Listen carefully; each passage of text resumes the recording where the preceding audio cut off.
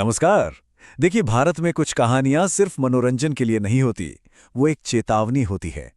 आज हम ऐसी ही दो किंवदंतियों की दुनिया में चलेंगे, जहां हर कहानी के पीछे एक बहुत ही डरावना सच छिपा हुआ है। तो चलिए, इसी सवाल के साथ आज की ये पड़ताल शुरू करते हैं। एक ऐसी दुनिया की पड़ताल जहां पुरानी बातें सिर्फ किस्से नहीं, बल्कि एक भयानक हकीकत का आईना होती है। हमारी पहली कहानी हमें ले चलती है कोंकण के देवगढ़ गांव के एक बिल्कुल सुनसान समुद्र तट पर। एक ऐसी जगह जहां रात का अंधेरा अपने साथ एक अनसुनी दहशत लेकर आता है। वहां के गांव वाले उसे छलावा कहते हैं। उनका कहना है कि वो एक ऐसी आत्मा है जो मदद के लिए पुकारती है, लेकिन जो कोई भी उसकी मदद करने जाता है वो फिर कभी सुबह का सूरज नहीं देख पाता। और इसी कहानी में एंट्री होती है विक्रम की। विक्रम मुंबई का एक ट्रैवल व्लॉगर है जिसे डरावनी जगहों को एक्सप्लोर करने का जुनून है। उसके लिए ये कहानियां सिर्फ अंधविश्वास थी, एक ऐसा कंटेंट जो उसके चैनल को हिट बना सकता था। जैसे ही वो देवगढ़ पहुंचा, गांव वालों ने उसे साफ साफ चेतावनी दी। उन्होंने उसे उस तट की सच्चाई बताई, उस आत्मा के बारे में जो मदद के बहाने अपना शिकार ढूंढती है। लेकिन विक्रम, वो तो बस हंस दिया। उसके लिए ये सब एक बेहतरीन कहानी का मसाला था। उसने गांव वालों की बातों को पूरी तरह नजरअंदाज कर दिया, ये सोचकर कि उसका कैमरा हर सच को दुनिया के सामने ले आएगा।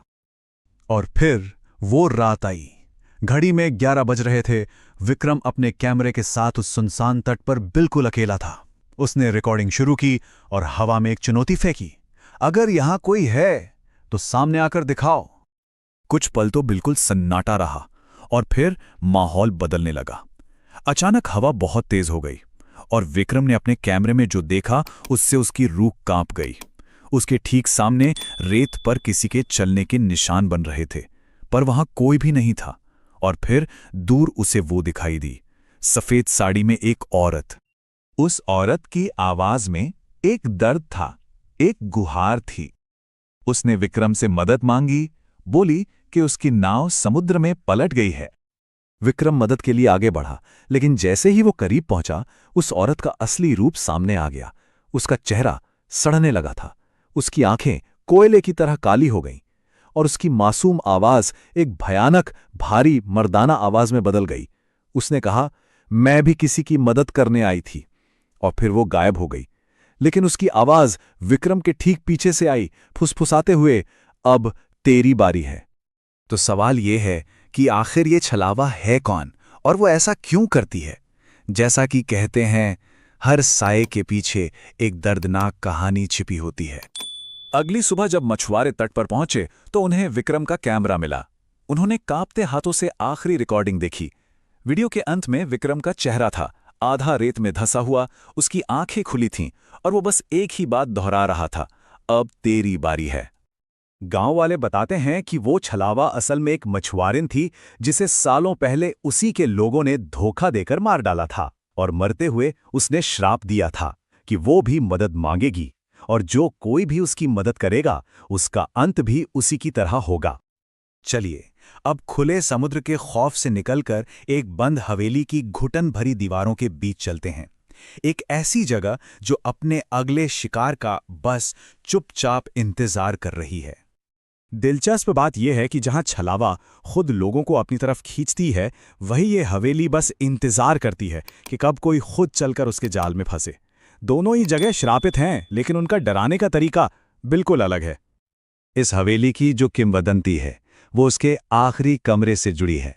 कहते हैं कि जो भी उस कमरे के अंदर गया वो कभी वापस नहीं लौटा, वो बस हमेशा के लिए गायब हो गया। हमारी दूसरी कहानी का किरदार है अजय। अजय को भी बिल्कुल विक्रम की तरह रहस्यमयी जगहों की पड़ताल करने का शौक था। और एक रात वो कैमरा और टॉर्च लेकर उस बदनाम हवेली में पहुंच गया। जैसे ही अजय ने हवेली में कदम रखा, उसे कुछ अजीब महसूस होने लगा। उसे लगा जैसे कोई फुसफुसाकर उसका नाम पुकार रहा हो। जब वो आखिरी कमरे के पास पहुंचा तो दरवाजे पर जंग लगी जंजीरें थी और अंदर से एक बर्फीली हवा आ रही थी। और हैरानी की बात यह थी कि कमरे के अंदर दीवार पर लगी एक पुरानी घड़ी अब भी टिक टिक कर रही थी। अजय ने टॉर्च की रोशनी में देखा कि कमरे की दीवारों पर कई नाम खुदे हुए थे। हर नाम के नीचे एक तारीख।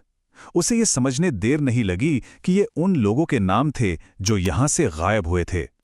तभी उसे अपनी पीठ पर किसी ठंडे हाथ का स्पर्श महसूस हुआ। जब उसने घबराकर दीवार की तरफ देखा तो उसके पैरों तले जमीन खिसक गई। दीवार पर एक नया नाम खुद ब खुद खुर रहा था, अजय, और उसके नीचे आज की तारीख। ये दोनों कहानियां हमें एक ही जगह पर लाकर खड़ा करती हैं, एक ऐसे नियम के सामने जो कहीं लिखा नहीं है, लेकिन जिसे तोड़ने की सजा मौत है। सोचिए जरा, विक्रम और अजय में कितना कुछ एक जैसा था। दोनों ही मॉडर्न सोच वाले थे, जिन्होंने सदियों पुरानी कहानियों को सिर्फ अंधविश्वास समझा।